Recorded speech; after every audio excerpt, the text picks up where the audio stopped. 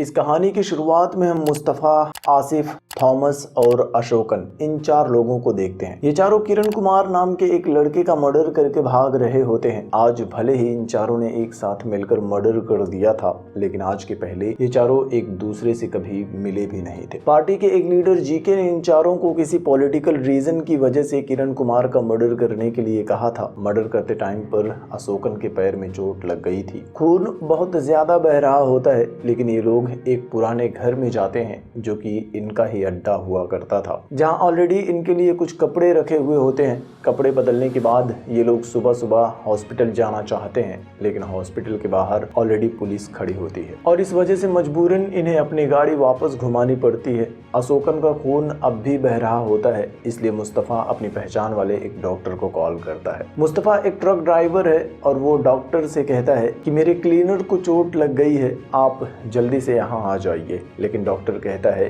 कि मैं इस वक्त अपनी ड्यूटी पर हूँ और ड्यूटी छोड़कर नहीं आ सकता। इसके बाद मुस्तफ़ा अपने एरिया में रहने वाले एक मेडिकल स्टूडेंट अरुण को कॉल करता है और उससे भी कहता है कि मेरे क्लीनर को चोट लग गई है, तो तुम यहाँ आकर उसकी मरहम पट्टी कर दो। अरुण की माँ एक टीचर है, गाँव में हर कोई उनकी बहुत इज्जत करता है। मुस्तफ़ा की बात सुनकर अरुण अपने घर से निकलता है और अपने दोस्त सूरज की मेडिकल शॉप पर जाता है। वहाँ से दवाइयाँ खरीदता है। अरुण को देर हो रही थी और इसी वजह से सूरज अरुण को अपनी बाइक की चाबी भी दे देता है, लेकिन जल्दी जल्दी में अरुण अपना फोन सूरज के शॉप पर ही भूल जाता है। इधर अशोकन को जीके का कॉल आता है। जीके के पूछने पर अशोकन उसे बताता है कि थॉमस जो बॉम्ब लेकर आया था वो फटा ही नहीं, इसलिए हमें किरण कुमार को अपने हथियारों से मारना पड़ा। जीके उससे कहता है कि पुलिस ने अपनी इन्वेस्टिगेशन शुरू कर दी है, इसलिए तुम लोग वहां से जल्दी निकलो ताकि कुछ गड़बड़ ना होने पाए। अशोकन भी उसे अपनी चोट के बारे में बताकर कहता है कि मरहम पट्टी करवाने के बाद हम लोग यहाँ से निकल जाएंगे। इसके बाद अरुण भी मुस्तफ़ा की बताई हुई जगह पर पहुंच जाता है।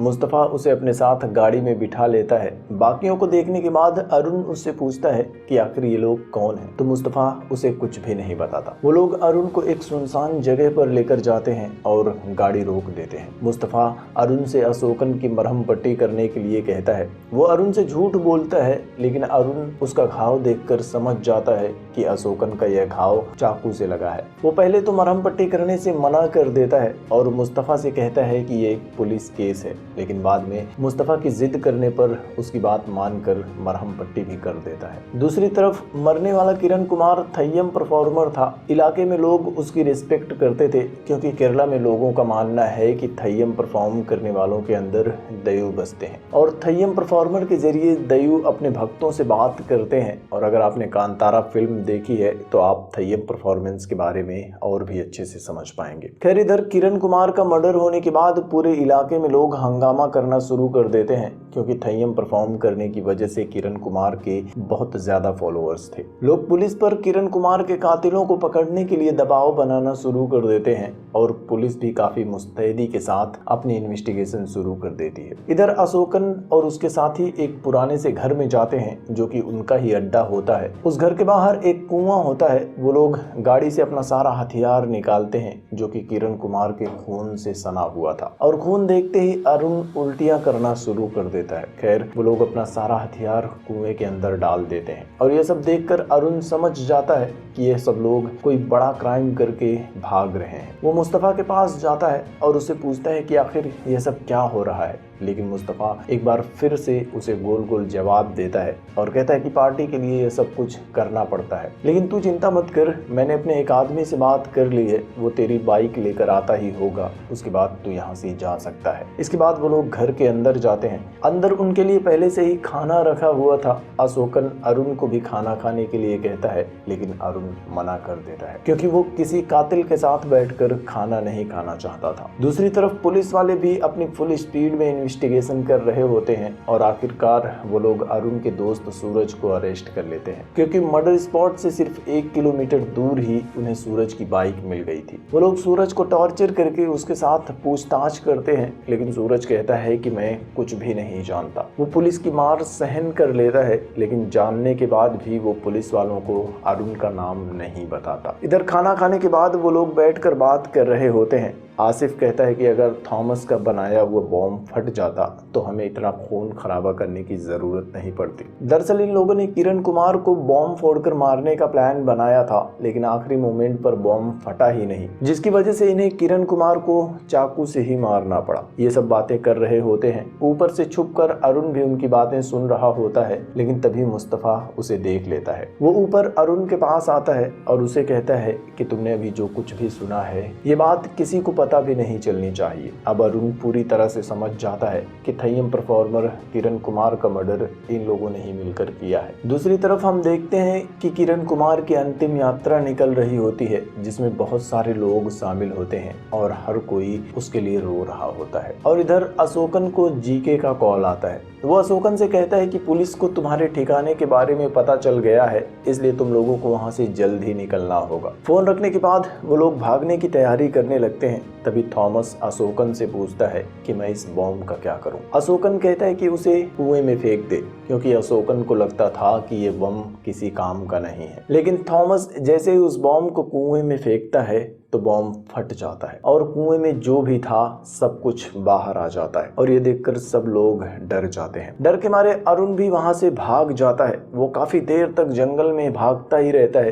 काफी दूर भागने के बाद जंगल में उसे एक घर दिखाई देता है। अरुण वहां जाता है। घर के अंदर एक बूढ़ा आदमी होता है। अरुण उसे पीने के लिए पानी मांगता है और उस घर के बाहर ही बैठ जाता है। इधर अशोकन मुस्तफा से कहता है कि अरुण को अब सब कुछ पता चल चुका है, वो किसी को भी बता सकता है, इसलिए हमें उसे हर हाल में ही ढूंढना होगा। और वो लोग जंगल में अरुण को ढूंढना शुरू कर देते हैं और आखिरकार उसे ढूंढ भी लेते हैं और एक बार फिर से उसे अपने साथ लेकर जाने लगते हैं। अरुण गुस्से में मुस्तफा से पूछता है कि आखिर आप लोग मुझे जाने क्यों नहीं दे रहे हो। तब मुस्तफा उससे कहता है कि अब डर इस बात का है कि पुलिस अब तुम्हें भी मुजरिम समझ लेगी और अगर तुम यहाँ से चले गए तो वो तुम्हें बहुत टॉर्चर करेगी। इसके बाद रात में अशोकन जीके को छोड़कर पार्टी के एक दूसरे लीडर मुकुंदन को कॉल करता है। वो मुकुंदन से कहता है कि मैंने जीके के कहने पर किरण कुमार का मर्डर किया है, लेकिन मुकुंदन कहता है कि तुमने जीके के कहने पर ये सब किया है तो जीके को ही कॉल करो, मुझे क्यों कर रहे हो। ये सुनकर अशोकन गुस्सा हो जाता है। वो मुकुंदन से कहता है कि भले ही मैंने ये काम जीके के कहने पर किया था, लेकिन अगर आप दोनों ने मेरी सेफ्टी का इंतजाम नहीं किया तो अब तक पार्टी के लिए मैंने जितने भी मर्डर किए हैं उन सब की डिटेल्स मेरे पास हैं। मुकुंदन को भी समझ में आ जाता है कि अशोकन क्या कर सकता है। वो तुरंत अशोकन की बात मान जाता है और थोड़ी देर में उसे कॉल करके आगे क्या करना है वो बताने के लिए कहता है। इसके बाद मुकुंदन एक एक करके उनकी सेफ्टी का इंतजाम करना शुरू कर देता है। एक जगह पर वो आसिफ के लिए गाड़ी का इंतजाम कर देता है, जिसके बाद आसिफ इन लोगों का साथ छोड़कर दूसरी गाड़ी लेकर अपने घर वापस जाने लगता है। इधर अशोकन, मुस्तफा, अरुण और थॉमस आगे बढ़ते हैं। थोड़ी देर में उनके आगे एक और गाड़ी खड़ी होती है जिसमें मुकुंदन के आदमी होते हैं। मुकुंदन के कहने पर अशोकन थॉमस को उनके साथ भेज देता है और अब मुकुंदन अशोकन को कॉल करके एक और सीक्रेट लोकेशन के बारे में बताता है और अशोकन से कहता है कि जब तक मैं ना कहूँ तुम वहीं रहना और मैं इस केस के लिए कुछ ऐसे लड़कों का इंतजाम कर रहा हूं जो तुम्हारी जगह पर पुलिस स्टेशन में खुद को सरेंडर कर देंगे और उसके बाद ही तुम सब वहां से चले जाना। इसके बाद अशोकन, मुस्तफा और अरुण तीनों पहाड़ी वाली जंगल के बीच एक घर के अंदर पहुंच जाते हैं, जो कि असल में पार्टी का ही एक सीक्रेट अड्डा होता है। दूसरी तरफ मुकुंदन पार्टी के कुछ और लोगों के साथ मीटिंग करता है। वो उनसे कहता है कि अशोकन ने पार्टी के लिए बहुत सारे पॉलिटिकल मर्डर किए हैं, लेकिन इस बार मामला थोड़ा अलग है। हम उसकी जगह पर किसी और को सरेंडर तो करवा सकते हैं, लेकिन उससे ये प्रॉब्लम सॉल्व नहीं होगी। बेसिकली वो यहाँ पर पार्टी के सीनियर लीडर्स से अशोकन और उसकी टीम के सभी लोगों को मारने की परमिशन मांग रहा होता है और इसके साथ ही हम देखते हैं आसिफ को, जो कि गाड़ी चलाते हुए अपने घर जा रहा होता है। तभी पीछे से एक ट्रक वाला आता है और उसकी गाड़ी को ठोक देता है। इस एक्सीडेंट में आसिफ की मौत हो जाती है और इसी तरह से मुकुंदन थॉमस को भी मरवा देता है। अब बारी थी अशोकन और मुस्तफा की। इन सब के साथ साथ पार्टी के लोग भी इनोसेंट अरुण को मारने के लिए तैयार हो जाते हैं, जो कि पार्टी के सिद्धांतों के बिल्कुल खिलाफ था। इधर पुलिस वाले भी अपनी इन्वेस्टिगेशन कर रहे होते हैं और आखिर में उन्हें भी पता चल जाता है कि इन सब में मुस्तफा भी शामिल है। अब पुलिस वाले मुस्तफा के घर जाते हैं। मुस्तफा की वाइफ उन्हें बताती है कि 2 दिन हो चुका है, मुस्तफा अभी भी घर वापस नहीं आया है। उसके साथ फोन पर कभी कभी बात हो जाती है, लेकिन हर बार वो अलग अलग नंबर्स से कॉल करता है। पुलिस वाले तुरंत मुस्तफ़ा की वाइफ से उसका नंबर ले लेते हैं ताकि अगर मुस्तफ़ा अपने घर पर फिर से कॉल करे तो उसके बारे में पता कर सकें। इधर मुस्तफ़ा भी अरुण के साथ बीच जंगल में जाता है। वो फोन नेटवर्क ढूंढ रहा होता है और नेटवर्क मिलते ही वो अपने घर पर अपनी वाइफ को फिर से कॉल करता है। मुस्तफ़ा की वाइफ बातों बातों में उसे बताती है कि गांव का माहौल बहुत खराब हो चुका है। जीके की बेटी ने आज सुबह में ही सुसाइड कर ली है क्योंकि वो थय्यम परफॉर्म करने वाले किरण से प्यार करती थी और इसीलिए जीके ने उसे मरवा दिया क्योंकि किरण थय्यम परफॉर्म करने के साथ साथ गरीब और निचली जाति का था। और यह सुनकर मुस्तफ़ा को सारा मामला समझ में आ जाता है। वो समझ जाता है कि जीके ने किरण को पार्टी की वजह से नहीं बल्कि अपने पर्सनल रीजन की वजह से मरवाया है और ऐसा करना पार्टी के उसूलों के खिलाफ है। मुस्तफ़ा को लगता है कि अशोकन को यह सब पहले से ही पता था और उसने जीके के साथ मिलकर यह सब किया है। At the same time Ashokan को भी पार्टी के एक ईमानदार वर्कर का कॉल आता है। वो अशोकन को जीके की सारी सच्चाई बताकर उससे कहता है कि जीके ने तुम्हें बेवकूफ बनाया है और उसने तुम्हारे ड्राइवर आसिफ को भी मरवा दिया है, इसलिए तुम लोग संभल कर रहना। इधर मुस्तफ़ा अरुण को जंगल में से छुपकर भागने के लिए कहता है। उसी टाइम पर एक साथ अशोकन और मुस्तफ़ा दोनों के ऊपर जीके के आदमी अटैक कर देते हैं। अरुण को भागने के लिए कहकर खुद को गोलियों से बचाते हुए मुस्तफ़ा घर के अंदर जाता है। वो एक कमरे से बंदूक उठाता है और अशोकन को गोली मारने वाला होता है। तभी उन कातिलों की एक गोली मुस्तफ़ा के कंधे पर लग जाती है।